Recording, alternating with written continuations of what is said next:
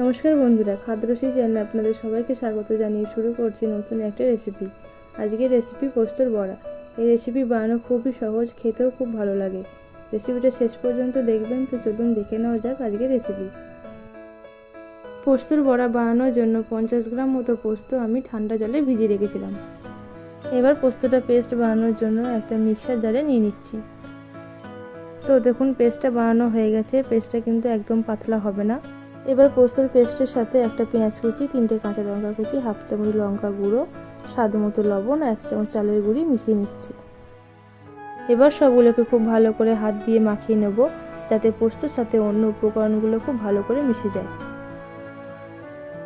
পোস্তটা মাখানো হয়ে গেলে এবার কড়াইতে কিছুটা পরিমাণ সর্ষের তেল আমি দিয়ে দিচ্ছি। তেলটা গরম হয়ে গেলে পোস্ত বাটার মিশ্রণ থেকে কিছুটা নিয়ে এইভাবে গোল করে গরম তেলের মধ্যে ছেড়ে দেবো, আর হাত দিয়ে একটু চেপে দেবো যাতে বড়াগুলো উল্টাতে সুবিধা হয়।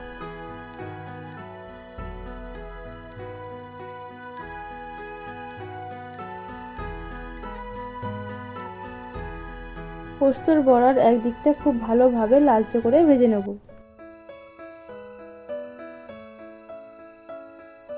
একদিকটা ভাজা হয়ে গেলে এবার বড়াগুলোর অন্য দিকটা ভাজার জন্য উল্টে নেব।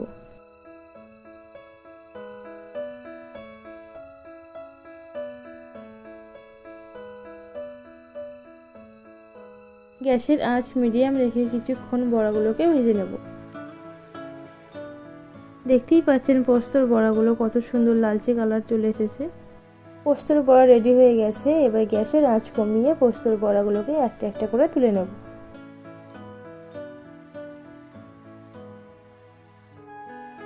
তো বন্ধুরা, পোস্তর বড়া রেসিপিটা ভালো লাগলে কমেন্টে জানাবেন, আর একটা লাইক করবেন, আর অবশ্যই চ্যানেলটা সাবস্ক্রাইব করে দেবেন।